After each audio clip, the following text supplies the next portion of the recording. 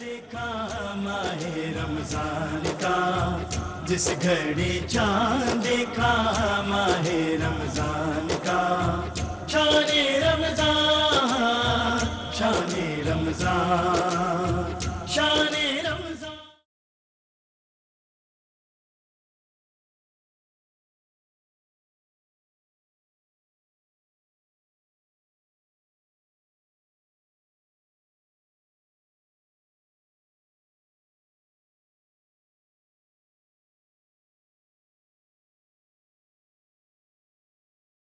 بسم اللہ الرحمن الرحیم، الحمد للہ رب العالمین، الصلاة والسلام علی سید المرسلین سیدنا و مولانا محمد وعلی آلہ و اصحابہ اجمعین۔ ناظرین کرام، السلام علیکم ورحمۃ اللہ وبرکاتہ۔ رمضان مبارک کے مقدس لمحات اور شب و روز کا تسلسل جاری و ساری ہے۔ عشرہ رحمت اختتام کو پہنچا اور عشرہ مغفرت کا آغاز ہو چکا ہے۔ بہت سے لوگوں کے ذہنوں میں یہ سوال پیدا ہوتا ہے کہ جب رمضان مبارک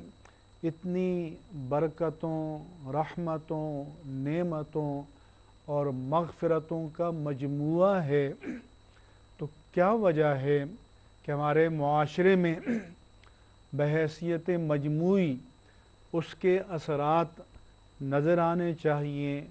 اس کے نتائج مرتب ہونے چاہیے، اس مقدار میں نہیں ہیں؟ اس میں کوئی شک نہیں کہ سال کے باقی مہینوں اور باقی ایام کے مقابلے میں رمضان مبارک میں ذوق عبادت، شوق عبادت اور سلیقہ بندگی اور قرینہ اطاعت مصطفیٰ کے مظاہر زیادہ نظر آتے ہیں، لیکن اتنے نہیں جتنے کہ نظر آنے چاہیے۔ تو ان کا سبب کیا ہے؟ حدیث پاک میں فرمایا کہ من صام رمضان ایمانا و احتسابا غفر له ما تقدم من ذنبه ومن قام رمضان ایمانا و احتسابا غفر له ما تقدم من ذنبه، کہ جس نے رمضان کے مہینے میں یقین کامل کے ساتھ اور اللہ کی بارگاہ سے اجر و ثواب کے حصول کی نیت سے دنوں کو روزہ رکھا، راتوں کو نماز تراویح میں اور نوافل میں قیام کیا اور شب قدر میں قیام کیا، تو حضور نے فرمایا کہ اللہ تبارک و تعالی اپنے فضل و کرم سے ان کی ماضی کے سارے گناہوں کو بخش دے گا، مغفرت کلی عطا فرمائے گا۔ پھر فرمایا کہ اذا کان اول لیلۃ من شہر رمضان،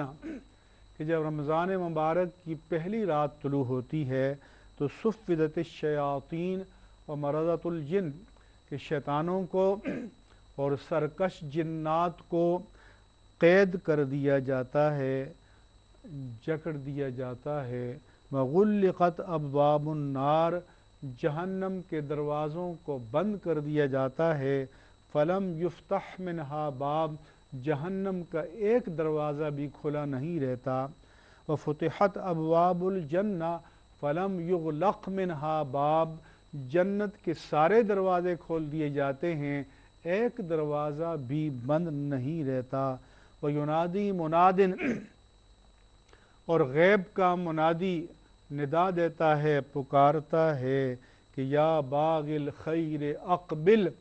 اے نیکی کے طلبگار، اللہ تعالیٰ نیکیوں کے خزانے لٹا رہا ہے، آگے بڑھ اور اپنے دامن میں سمیٹ لے۔ وَيَا باغ الشر اقصر، اور اے برائی کے طلبگار تجھے رمضان کی نورانیت نظر نہیں آ رہی؟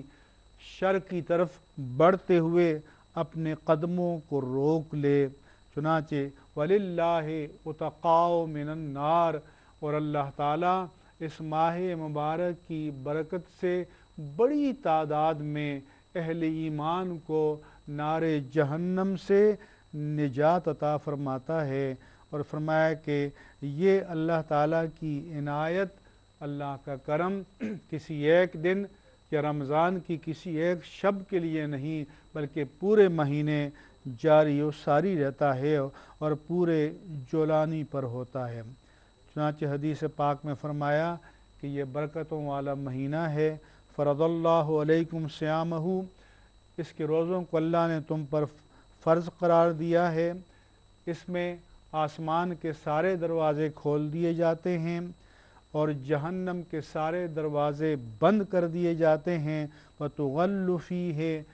مَرَضَةُ الشَّيَاطِينِ، اور سرکش جنوں کو بیڑیوں میں جکڑ دیا جاتا ہے اور باندھ دیا جاتا ہے، اور اس میں فرمایا کہ ایک رات ایسی ہے جو 1000 مہینوں سے بہتر ہے، من حرم خیرها فقد حرم، تو جو اس مہینے میں خیر سے محروم رہا تو پھر سمجھو کہ اس کی ہدایت کی توقع نہیں کی جا سکتی۔ تو عزیزان گرامی، یہ بھی فرمایا کہ جو رمضان کے روزے رکھتا ہے تو قیامت کے دن روزے اور رمضان کا مہینہ، اور جو قرآن کی تلاوت کرتا ہے، قرآن تلاوت کرنے والے کی شفاعت کرے گا، رمضان روزہ رکھنے والے کی شفاعت کرے گا، اور اللہ تبارک و تعالی ان کی شفاعت کو اپنی بارگاہ میں مقبول فرمائے گا۔ اب آتے ہیں اس سوال کی طرف کہ جب اتنی برکات ہیں، اللہ تعالیٰ کی رحمت کا سمندر اپنی جولانی پر ہے، موجیں مار رہا ہے، اور اللہ تبارک و تعالیٰ نے جہنم کے سارے دروازوں کو بند کر رکھا ہے، تو پھر بھی بڑی تعداد میں لوگ پائے جاتے ہیں جو مساجد سے دور ہیں، روزوں سے دور ہیں، قرآن مجید کی تلاوت سے دور ہیں، یا روزے تو رکھتے ہیں، نمازیں تو پڑھتے ہیں، لیکن عملی زندگی میں وہ اس کے تقاضوں پر کاربند نہیں رہتے۔ تو کیا وجہ ہے عزیزان گرامی؟ اس کا سبب یہ ہے کہ جو شر کے محرکات ہیں، موٹیوز ہیں، ترغیبات ہیں، ایک تو انسان کے وجود سے خارج میں ہوتی ہیں اور ایک انسان کے وجود میں ہوتی ہے۔ تو پھر جو خارج میں ترغیبات ہیں، تحریصات ہیں، شیطان کے اثرات بد ہیں، اللہ تبارک و تعالی ان سے تو تحفظ دے دیتا ہے، لیکن اگر کوئی شیطان کو اپنے دل و دماغ میں بسا لے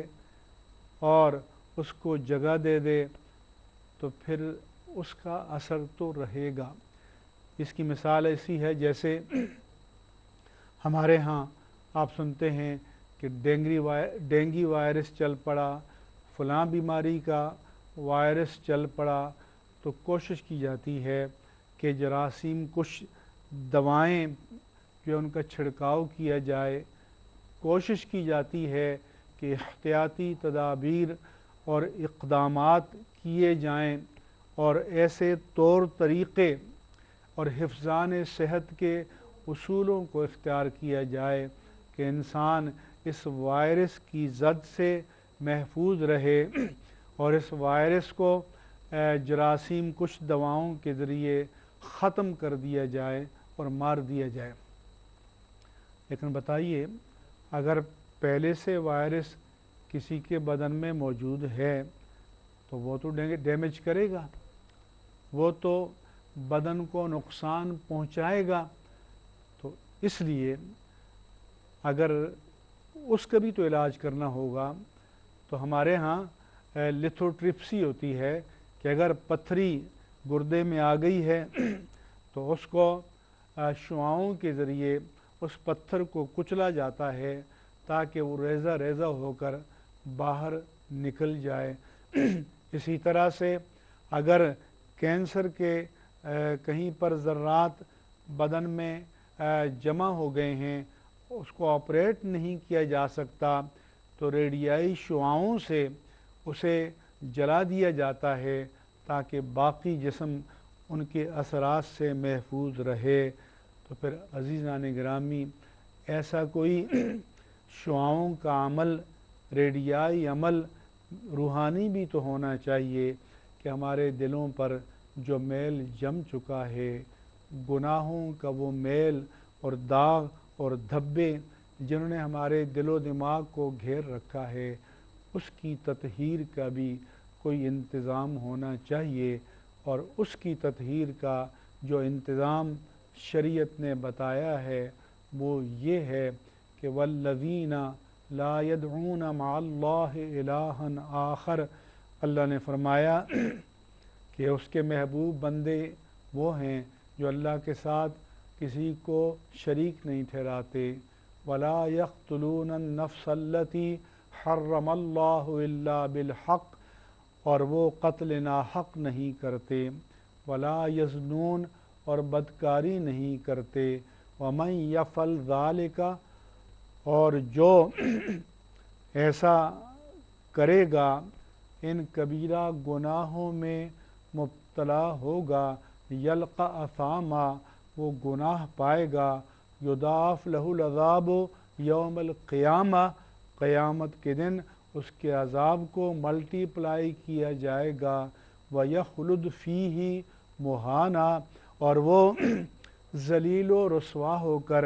اس عذاب میں مبتلا رہے گا۔ إِلَّا مَنْ تَابَ،